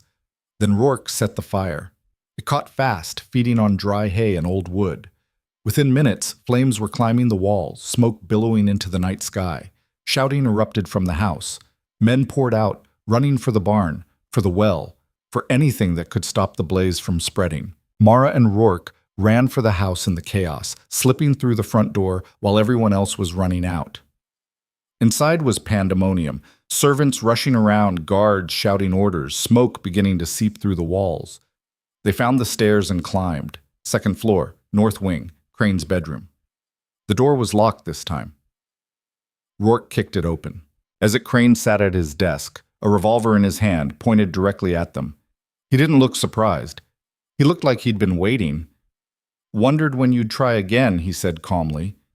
"Figured you'd use the fire as cover. Would have done the same thing myself." "Put the gun down," Rourke said. "No, I don't think I will." Crane smiled. "You broke into my home. I'm well within my rights to shoot you both dead. Self-defense. The law would applaud me. The law would investigate. Find out what you've been doing all these years. The people you've hurt. The lives you've destroyed." Mara's voice was steadier than she felt. "We're not the only ones you've made into enemies." "True, but you're the only one stupid enough to come after me directly." Crane stood, the gun never wavering. "I'll give you credit. You've been more trouble than most. But it ends here. Tonight." "You're right about that," Mara said. "It does end here." She moved, not toward Crane, but sideways, diving behind a heavy dresser as the gunshot cracked. Wood splintered where she'd been standing. Rourke fired at the same moment, his bullet catching Crane in the shoulder, spinning him around. Crane's next shot went wild, punching a hole in the ceiling. Mara came around the dresser, her own gun up, and fired. The bullet took Crane in the chest, dead center, dropping him to his knees. He looked surprised, like he'd never really believed it could end this way. His gun clattered to the floor. "You," he started, blood bubbling at his lips. Mara walked closer, her gun steady. "I was nobody. Nothing. A woman you thought you could use to hurt someone I care about. You were wrong." She pulled the trigger again. Crane fell backward dead before he hit the ground. Rourke was already moving, grabbing Mara's arm. "We need to go, now!" They ran, down the stairs, through the smoke-filled hallway, out into the chaos of the burning barn. Guards were everywhere, but none paying attention to the house, all focused on the fire spreading faster than they could contain it. Mara and Rourke reached their horses and mounted, riding hard into the night, while behind them Crane's empire burned. They didn't stop until they were 10 miles out, the horizon behind them glowing orange and red. "We did it," Mara said, her voice hollow. "We killed him. Yes, I killed him. I pulled the trigger." She looked at her hands, still sticky with blood from the guard she'd knifed. "I'm a murderer. You're a survivor. There's a difference." "Is there?" Her voice cracked. "Because right now it feels exactly the same." Rourke pulled his horse close to hers, reached over and took her face in his hands. "Listen to me. You did what needed doing to protect what's yours, to protect people who couldn't protect themselves. That's not murder. That's justice. Justice shouldn't feel this empty. No, but it usually does." He let go of her face. "Come on. Let's go home." The ranch was quiet when they arrived near dawn, Cobb standing guard on the porch with his rifle. His eyes widened when he saw them, blood-stained, exhausted, but alive. "Is it done?" he asked. "It's done," Rourke said. "And Crane?" "Dead." Cobb let out a long breath. "Then it's really over." "Maybe. We'll see." Rourke dismounted stiffly. "If his men come looking for revenge, we'll deal with it. But I'm betting most of them were hired guns who'll scatter now that their paymaster's gone." He was right. The revenge Mara had braced for never came. Crane's men disappeared like smoke, taking whatever they could carry and leaving his empire to collapse into legal battles and territorial claims that would tie up the courts for years. The sheriff came by 3 days later, asking questions about the fire, about Crane's death. Mara and Rourke told him they'd been home all night, had witnesses to prove it. The sheriff looked skeptical but let it drop. "Funny thing," he said before leaving. "Ezek Crane made a lot of enemies over the years. Could have been anyone who finally settled accounts. Territory's probably better off without him, if I'm being honest." "Probably," Rourke agreed. After the sheriff left, Mara stood on the porch and watched the sunset over land that felt different somehow. Quieter. Like a held breath finally released. Days turned into weeks. The ranch began to heal, to rebuild. Neighbors who'd been too afraid to help before showed up offering labor, materials, solidarity. The community that Crane had fractured through fear started knitting itself back together. Sarah Hobbs came by with her sons and helped rebuild the barn. Tom Winters brought cattle to replace the ones they'd lost.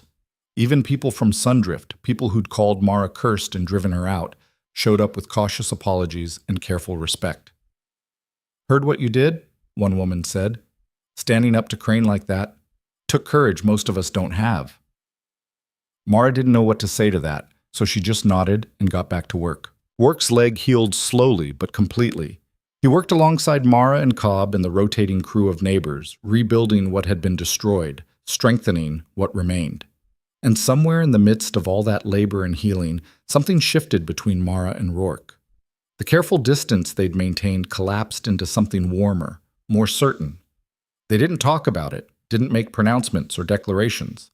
It just happened, natural as weather. One night, 6 months after Crane's death, Mara found Rourke on the porch, staring at the stars. "Can't sleep?" she asked. "Never could. Not after—" He gestured vaguely. "Everything." She sat beside him. "Do you regret it? What we did?" "No, but I think about it. Wonder if there was another way." "There wasn't. We tried everything else." Mara leaned against his shoulder, feeling the solid warmth of him. "Sometimes the only way through is the hard way." "Yeah." He put his arm around her. "But we made it through. That counts for something." They sat like that for a long time. Two people who'd walked through fire and come out the other side, changed but unbroken. The years that followed were hard but good. The ranch prospered. The land yielded what it could, and they made it enough. Mara learned to be more than just a survivor. She learned to build, to create, to nurture growing things. And when the injured girl showed up 3 years later, half-starved and beaten, running from a situation Mara recognized too well, she took her in without hesitation. "What's your name?" Mara asked, cleaning the girl's wounds. "Claire." "Well, Claire, you're safe now. Nobody's going to hurt you here." Mara met the girl's frightened eyes. "And if you want to learn how to make sure they never hurt you again, I can teach you that too." Claire stayed, learned to shoot, to ride, to stand her ground. Mara taught her everything Rourke had taught her: how to survive, how to fight, how to transform fear into strength. She wasn't the last. Over the years, others came. Women and men who'd been broken by circumstances beyond their control, looking for a place to heal, to start over, to become something more than victims. The ranch became a refuge, not openly advertised, but known to those who needed to know. And Mara, who'd once been the woman everyone wanted gone, became the person people sought out when they had nowhere else to turn. Rourke watched it all with quiet pride. "You've built something here," he said one evening, watching Mara teach Claire and 2 other girls how to mend fence properly. "Something that matters." "We built it," Mara corrected. "You and me, together. I just provided the land. You made it mean something." He died 12 years after Crane. Not from violence, but from simple hard living, wearing out a body that had endured too much for too long. One morning, he just didn't wake up, his heart finally giving out in his sleep. Mara buried him in the orchard they'd planted together, under the apple trees that were just starting to bear fruit. She carved the marker herself, kept it simple the way he would have wanted. Called her Rourke. He survived. It seemed like enough. Standing at his grave after the handful of mourners had left, Mara felt the weight of everything they'd been through together. The violence and the healing, the fear and the courage, the slow transformation from 2 broken people into something that resembled a family. "Thank you," she said to the fresh earth, "for taking a chance on a cursed woman nobody wanted, for teaching me I was worth more than that." The wind moved through the apple trees, rustling the leaves, and Mara took it as answer enough. She ran the ranch for another 20 years, training others, protecting those who needed protection, building something that outlasted the violence that had birthed it. Claire grew into a strong, capable woman who eventually took over when Mara got too old to manage everything herself. "You taught me how to survive," Claire said. "Now, let me take care of you for a change." So Mara stepped back, spending her days on the porch Rourke had built, watching the land that had been hostile become home. She saw new families settling in, building their own ranches, raising children who would never know what it was like when Ezek Crane controlled everything through fear. The world changed, as worlds do. Technology crept in. Railroads extended their reach. The frontier became less wild and more civilized. But the ranch remained, a constant in the shifting landscape. On her last day, Mara sat in the rocking chair and watched the sun set over hills she'd fought to keep. Her hands were gnarled with arthritis, her hair white, her body worn down by 8 decades of hard living, but her eyes were sharp as ever. Claire sat beside her, holding her hand. How do you want to be remembered? Mara thought about it, about the cursed woman who'd arrived in Sundrift with nothing, about the fights, the losses, the small victories that had added up to a life, about Rourke and Jessup and all the others who'd helped her become something more than prey. I don't need to be remembered, she said finally. The land remembers. That's enough. She died that night, slipping away as quietly as Rourke had, and they buried her next to him under the apple trees that had grown tall and strong. The ranch didn't end with her death. It continued, generation after generation, a place where people who'd been broken could come to heal, where survivors learned to fight back, where the legacy of a woman who refused to break lived on in the strength of those who followed. And sometimes on quiet evenings, when the wind moved just right through the orchard, people said they could feel her presence. Not haunting, just watching. Making sure the land she'd fought for remained a place of refuge instead of fear. Because Mara Vale had learned something essential in her years on that ranch. Survival isn't about avoiding pain or hardship. It's about enduring them, transforming them, using them to forge something stronger than what tried to break you. She'd arrived with nothing and left everything. Not wealth or fame, but something more valuable. Proof that people can change, that circumstances don't define you, that even the most broken can become the storm others fear. The land remembered her name, and in the end, that was exactly enough.